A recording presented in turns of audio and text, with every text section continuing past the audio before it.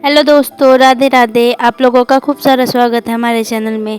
आज हम लोग बात करेंगे कार्तिक मास के व्रत कथा और इससे रिलेटेड जो भी महत्व है इसके बारे में जानकारी लेंगे। तो आप लोग पूरे वीडियो में बने रहें और जिन्होंने भी चैनल को सब्सक्राइब नहीं किया प्लीज़ सब्सक्राइब कर ले, साथ ही बेल आइकन को प्रेस कर दे ताकि आने वाले अपडेट आप तक पहुँचते रहे। तो दोस्तों, आज हम लोग जानेंगे कि कार्तिक मास की क्या कथा है।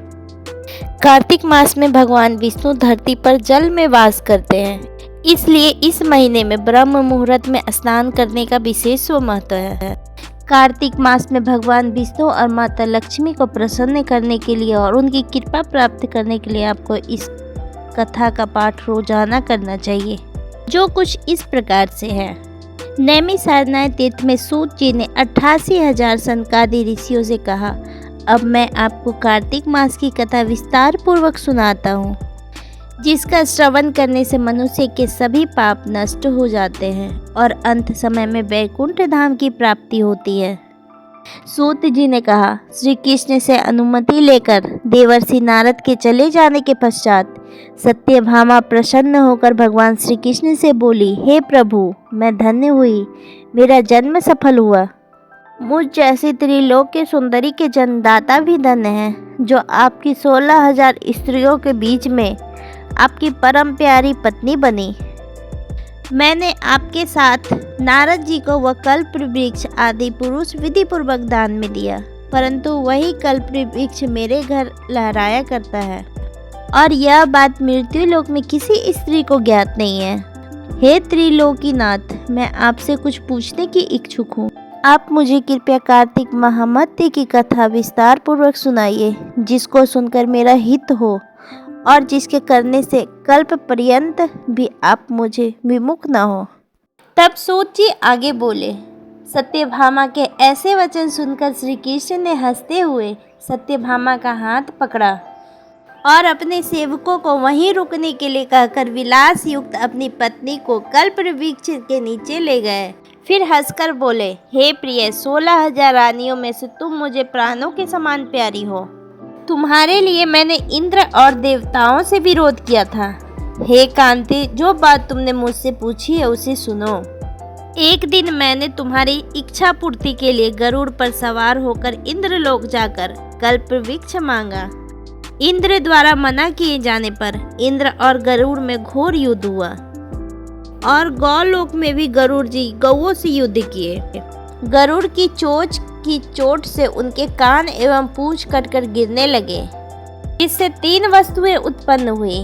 कान से तंबाकू, पूंछ से गोभी और रक्त से मेहंदी बनी। इन तीनों का प्रयोग करने वालों को मोक्ष नहीं मिलता। तब गौओं ने भी क्रोधित होकर गरुड़ पर वार किया, जिससे उनके 3 पंख टूटकर गिर गए। इनके पहले पंख से नीलकंठ, दूसरे से मोर और तीसरे से चकवा चकवी उत्पन्न हुए। हे प्रिय, इन तीनों का दर्शन करने मात्र से ही शुभ फल प्राप्त हो जाता है।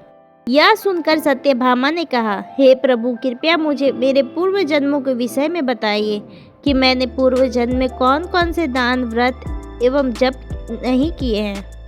मेरा स्वभाव कैसा था, मेरे जन्मदाता कौन थे और मुझे मृत्यु लोक में जन्म क्यों लेना पड़ा। मैंने ऐसा कौन सा पुण्य कर्म किया था जिससे मैं आपकी अर्धांगिनी हुई। तब श्री कृष्ण ने कहा, हे प्रिय, अब मैं तुम्हारे द्वारा पूर्व जन्म में किए गए पुण्य कर्मों को विस्तार पूर्वक कहता हूँ, उसे सुनो। पूर्व समय में सतयुग के अंत में मायापुरी में अत्रि गोत्र के वेद वेदांत का ज्ञाता देव शर्मा नामक एक ब्राह्मण निवास करता था। वह प्रतिदिन अतिथियों की सेवा, हवन और सूर्य भगवान का पूजन किया करता था। वह सूर्य के समान तेजस्वी था। वृद्ध अवस्था में उसे गुणवंती नामक कन्या की प्राप्ति हुई। उस पुत्रहीन ब्राह्मण ने अपनी कन्या का विवाह अपने ही चंद्र नामक शिष्य के साथ कर दिया। वह चंद्र को अपने पुत्र के समान मानता था और चंद्र भी उसे अपने पिता की भांति सम्मान देता था। एक दिन वो दोनों कुश एवं समिधा लेने के लिए जंगल में गए। जब वे हिमालय में भ्रमण कर रहे थे तब उन्हें एक राक्षस आता हुआ दिखाई दिया। उस राक्षस को देखकर भय के कारण उनके अंग शिथिल हो गए और वे वहां से भागने में भी असमर्थ हो गए। तब उस काल के समान राक्षस ने उन दोनों को मार डाला। चूंकि वे धर्मात्मा थे, इसलिए मेरे पार्षद उन्हें मेरे बैकुंठ धाम में मेरे पास ले आए। उन दोनों द्वारा आजीवन सूर्य भगवान की पूजा किए जाने के कारण मैं दोनों पर अति प्रसन्न हुआ। गणेश जी, शिव जी, सूर्य एवं देवी, इन सब की पूजा करने वाले मनुष्यों को स्वर्ग की प्राप्ति होती है। मैं एक होता हुआ भी काल और कर्मों के भेद से 5 प्रकार का होता हूँ। जैसे एक देवदत्त, पिता, भ्राता आदि नामों से पुकारा जाता है। जब वे दोनों विमान पर आरूढ़ होकर सूर्य के समान तेजस्वी, रूपवान, चंद्र की माला धारण किए हुए मेरे भवन में आए, तो वे दिव्य भोगों को भोगने लगे। तो दोस्तों, आज का हमारा ये वीडियो यहीं तक था। आई होप अब आप लोग समझ गए होंगे कि कार्तिक मास की कथा क्या है। तो हमारे साथ ऐसे ही धार्मिक वीडियोस देखने के लिए और नई नई चीज़ें जानने के लिए हमारे चैनल को सब्सक्राइब करें। साथ ही बेल आइकन को प्रेस कर दें ताकि आने वाले अपडेट्स आप तक पहुंचते रहे। Thank you for watching.